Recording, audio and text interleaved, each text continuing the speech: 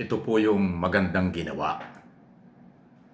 Professional, may delikadesa, at sabihin natin, prinsipyo na rin. Ano ito? Ito pong pag-inhibit at hindi daw po makikialam sa impeachment laban kay Pangulong Marcos Jr. Yan po ang sinabi ng Batang Marcos na si Congressman Sandro Marcos ng Ilocos Norte. Majority Leader at Chairman ng Committee on Rules. Alam po ninyo kung gagamitin niya ang kanyang kapangyarihan. Pwede niyang ipadismiss, pwede niyang sabihan ang kanyang mga kasamahan na huwag suportahan ang impeachment laban sa kanyang ama na si Pangulong Marcos Jr. Pero hindi po niya ginawa. Sa halip ang kanyang ginawa, mga kaibigan, kakaiba ito. Nag-inhibit, hindi siya makikialam, hindi niya gagamitin ang kanyang posisyon, hindi niya gagamitin ang kanyang koleksyon, hindi niya gagamitin ang kapangyarihan para harangan ang impeachment laban kay Pangulong Marcos. Ang kanyang paniniwala ay nasa batas ang impeachment process. May karapatan ang Kongreso kung anong gagawin sa impeachment. May karapatan ang kahit sino na mag-file ng impeachment laban kay Pangulong Marcos at iba pang impeachable official. Yan po ang kanyang paniniwala. Respeto sa complainant, respeto sa kapwa congressman, respeto sa institusyon, at respeto sa saligang batas. Alam niyo kung bakit? Kasi ang impeachment ay sinasabi ng 1987 Constitution na kung meron kayong ebidensya, meron kayong problema sa Pangulo at kahit kanino na impeachable official, dalhin nyo ang impeachment complaint sa Kongreso at may proseso. Pero dahil nga sa nag-inhibit siya, hindi siya makikialam. Ngayon, ang impeachment laban kay Pangulong Marcos na i-file na sa Secretary General, na i-forward na sa opisina ng Speaker. So, papunta na yan sa Committee on Rules, i-refer na yan sa plenaryo para talakayin sa plenaryo at ipasa sa Committee on Justice na hawak naman ni Congressman Jinky Luistro ng Lalawigan ng Batangas. Yun po ang mangyayari. Hindi niya pipigilan, hindi niya gagamitin ang lahat ng koneksyon kahit siya ay anak ng Pangulo. Yun po si Congressman Sandro Marcos.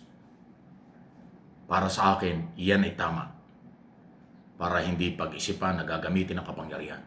Pero siyempre, dun sa mga sarado ang isip, sa mga anti-Marcos, hindi pa rin maniniwala doon. Pwedeng sabihin nilang pag na-dismiss, na-influensyahan. Alam mo naman yung mga complainant o anti-Marcos, laging ang kanilang iniisip, sila ang tama. Kahit may nag-i-inhibit na, hindi pa nilang matatanggap yan. Pero ako naniniwala, sinabi niya yan, gagawin niya. At katunayan, ginagawa na. Kasi wala naman tayong nabalitaan na kinausap niya yung mga congressman para patayin ng impeachment. Wala naman siyang sinabi, kinausap niya ang speaker para huwag i-calendar o huwag talakayin. Walang ganon. So pagpapatunay lang ho na hindi gagamit ng kapangyarihan ng mga Marcos from Malacanang to Congress para harangin ang impeachment. Ipapaubaya sa Kongreso, sa mga congressman, Committee on Justice, ang proseso. Kung anong gagawin ng Committee on Justice, ating aabangan. Paano i-justify ng complainant ang kanilang reklamo laban sa Pangulo. Ang challenge ngayon, nasa mga complainant, hindi sa Kongreso. Yan po ang kakaiba at ating aabangan. Kita nyo? O, kayong mga Duterte supporters, kayong anti-Marcos, kayong galit sa gobyerno, mag-abang kayo, huwag kayong manghusga. Marcos loyalist, Marcos supporter, silent majority. Yan ang balitang ipinaparating ko sa inyo. Dahil muli, ang aking mga topic for information, for education. Kaya ibukas lang ninyo ang kaisipan nyo, malalaman ninyo. Lahat tayo entitled sa ating mga opinion at suggestion at iba pa. Dahil tayo lahat ay Pilipino. Any comment? Bahala po kayo. Welcome po. Samantala, eto, Duterte camp na nag-file ng impeachment laban kay Pangulong Marcos. Gusto daw nila na, masunod,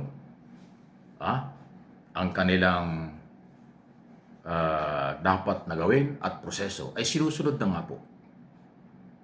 Kasi yung Duterte camp na nag-file ng impeachment, pangatlo na sila. Nauna yung attorney Andre De Jesus, sinundan ng Makabayan lang. So, pangatlo, ang complainant ay Duterte camp. Ngayon, ang gusto nila yatang mangyari ay silang unahin. Abay, malabo yun. Naunahan kayo eh. Kung hindi kayo makikipag-ugnayan doon sa unang complainant at pangalawang complainant, malamang mawala yung complainant, yung complaint ng Duterte camp. Kasi late kayong nag-file. Ang ini-entertain ngayon yung unang complainant. Pag nakarating sa Committee on Justice, ang complaint, impeachment complaint ni Atty. De Jesus, yun lang ang i-entertain. Pag hindi nagkaisa yung mga complainant. Kasi pagdating sa Committee on Justice, doon na magsisimula. Ang isa lang, ang impeachment sa isang impeachable official, hindi pwedeng marami. Kaya ngayon, alam ng Duterte camp na number 3 sa nag-file ng complaint, impeachment complaint, na mahihirapan sila. Dahil sila'y pangatlo.